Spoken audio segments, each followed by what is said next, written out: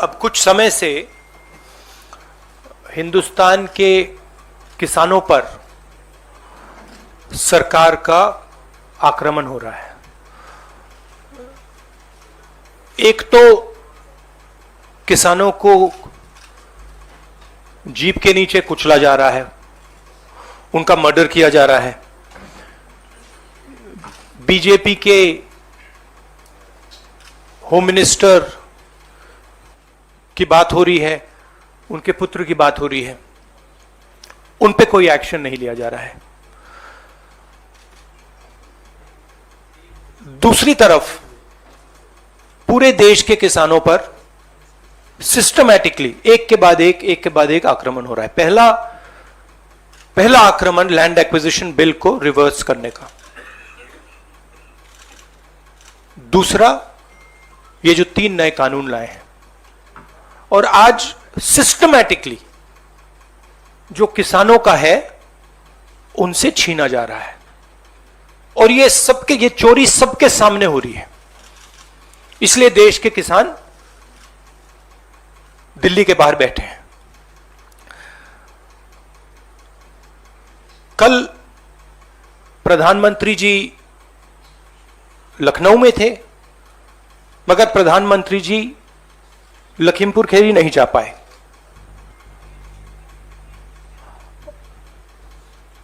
Postmortem ठीक से नहीं किया जा रहा है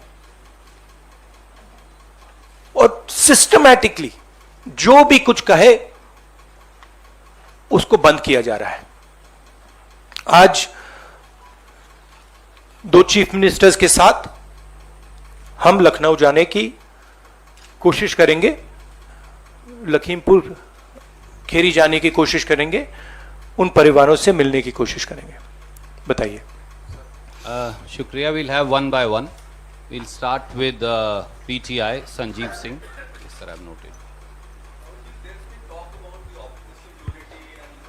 This is please be clear, this is a press conference about the farmers issue and the murder that has taken place in Uttar Pradesh. I would recommend that you don't try and distract that. I'm here to speak on that issue. I'm not going to get involved in that. If you're interested in asking a question about the farmers, you're welcome to do so.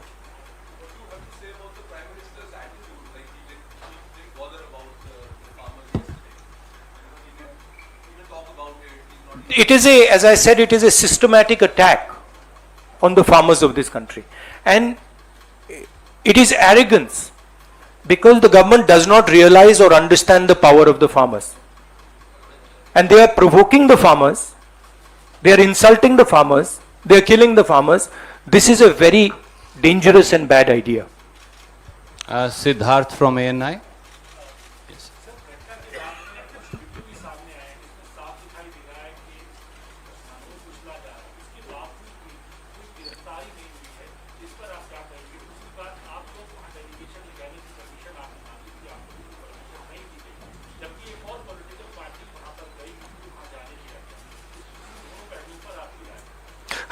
हमने उसके बारे में चिट्ठी लिखी है।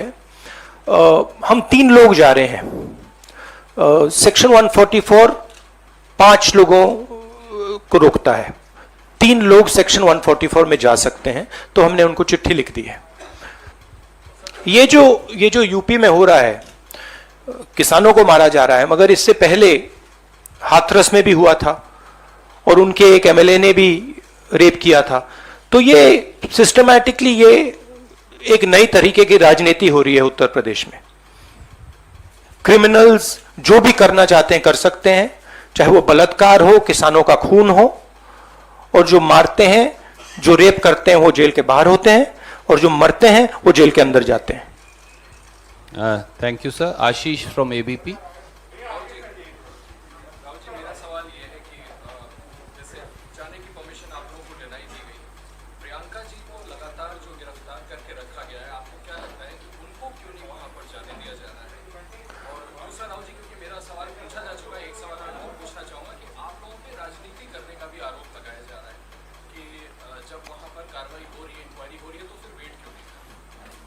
मतलब हम वहां जाके देखना चाहते हैं, समझना चाहते हैं, परिवार को सपोर्ट देना चाहते हैं। सिर्फ यहां हमें रोका जा रहा है, बाकी पार्टियों को जाने दे रहे हैं। हमने क्या गलती की है? और जहां तक प्रियंका की बात है, ठीक है, प्रियंका को बंद किया है, मगर यह मामला किसानों का है। Thank you sir. Neeraj from TV 18। Rahul ji, कल आपके मुख्यमंत्री छत्तीसगढ़ के मुख्यमंत्री एयरपोर्ट से पहुंचे थे लखनऊ, वहां रोक दिया गया। अब आप लोगों ने जाने के लिए तय किया है, आपको लगता है कि वो अनुमति देंगे? क्योंकि अनुमति से तो इनकार कर दिया है वहां की सरकार ने। और दूसरी बात, आप लोग आरोप लगा रहे हैं कि सरकार साजिश रच रही है और बीजेपी विपक्ष पे आरोप लगा रही है कि विपक्ष के दर राजनीति। देखिए, ये मैं आपको थोड़ा समझा देता हूं। जैसे अभी आपने बोला ये राजनीति हो रही है। देखिए, हमारा काम, ऑपोजिशन का काम प्रेशर बनाने का होता है। जब हम प्रेशर बनाते हैं तब वहां पे कार्रवाई होती है। हाथरस में हमने प्रेशर बनाया, तब जाके कार्रवाई हुई। सरकार चाहती है कि हम इस मुद्दे को उठाएं ना, प्रेशर ना बनाएं, कि जिन्होंने मर्डर किया वो भाग के निकल जाएं। अगर हाथरस में हम गए नहीं होते, वहां पे जिन्होंने बलात्कार किया था वो सब स्कॉट फ्री निकल जाते। अगर हमने उससे पहले उनके MLA के बारे में नहीं बोला होता, वो भाग से निकल जाते।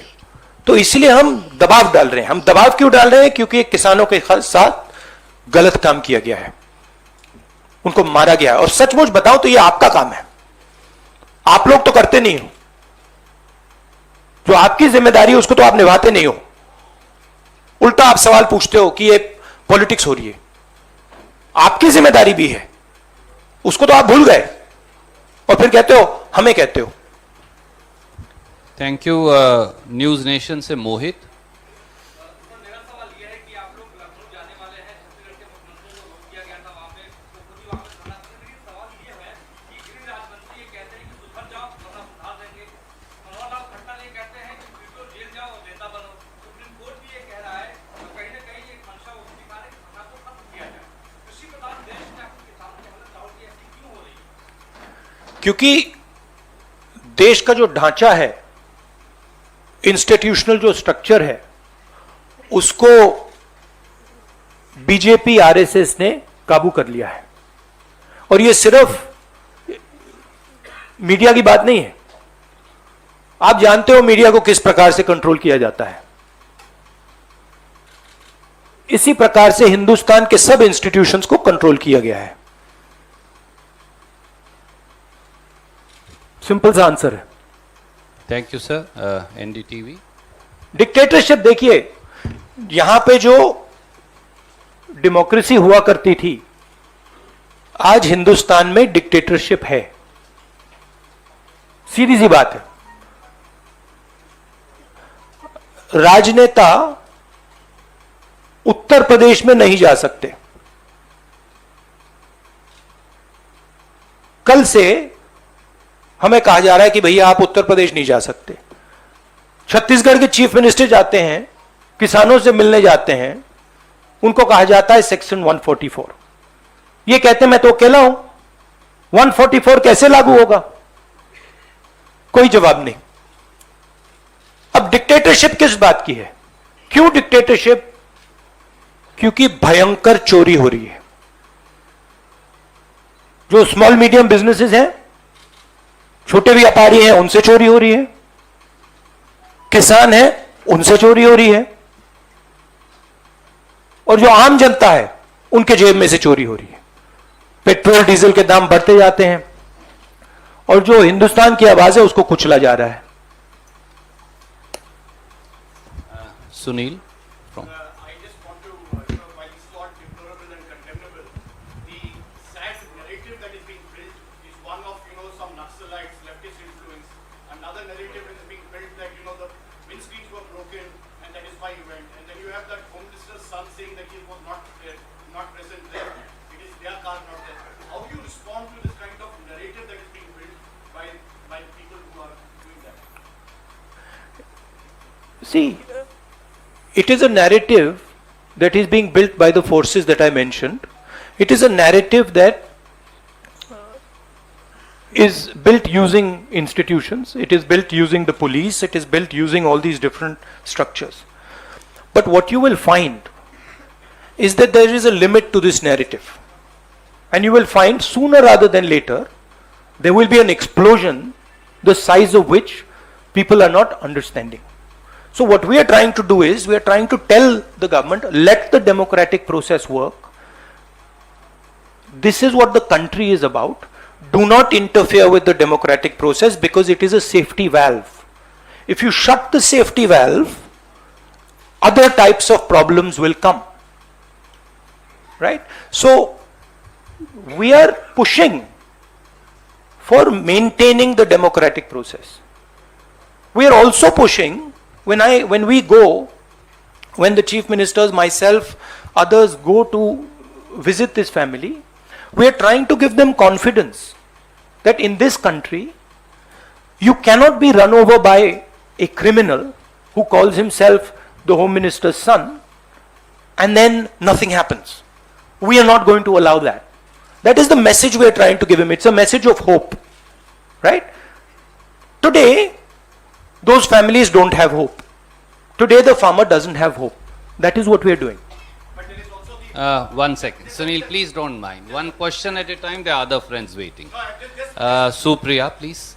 सर ये सवाल है पहला तो जो आपने कहा कि लैंड एक्विजिशन बिल को रीविजिट कर रहे हैं आपने बहुत एक लंबा लड़ाई लड़ी है इस मुद्दे के ऊपर और अब जिस तरह से देख रहे हैं कि फार्म लॉज की बात आपने टैग किया दूसरा है कि किससे उस बिल को वापस लाने की बात है एक सवाल वो है दूसरा जो है कि जिस तरह से प्रियंका जी को उन्होंने बंद किया वो सबने देखा उसके ऊपर भी काफी चीजें कह रहे हैं किस तरह से वो मैनेजमेंट किया गया और उसके बाद पूरे एरिया में भी इतने भी बंद कर दिया गया एफआईआर लिखिए इसमें 8 लोग तो सिर्फ देखिए, चाहे प्रियंका हो, चाहे मैं हूं, चाहे हमारे फैमिली का कोई भी हो, मैन हैंडलिंग से हमें कोई फर्क नहीं पड़ता, कुछ फर्क नहीं पड़ता। हमारे से आप कुछ भी कर लीजिए, हमें कोई फर्क नहीं पड़ता। हम किसानों की बात कर रहे हैं। हमें बंद कर दीजिए, मैन हैंडल कर दीजिए, मार दीजिए, गाड़ दीजिए, कोई फर्क नहीं पड़ता। हमारी ये ट्रेनिंग है, सालों पुरानी ट्रेनिंग है। ये ट्रेनिंग हमें फैमिली, हमारे परिवार देता है, तो उससे कुछ फर्क नहीं पड़ेगा। नहीं, लैंड एक्विजिशन बिल का मैंने आपसे कहा कि ये सिस्टमैटिकली किया जा रहा है। लैंड एक्विजिशन, फार्म लॉज, ये किसानों का जो है उनसे छीनने का तरीका है। Thank you, sir. Supriya, no, Vijaya from in India TV.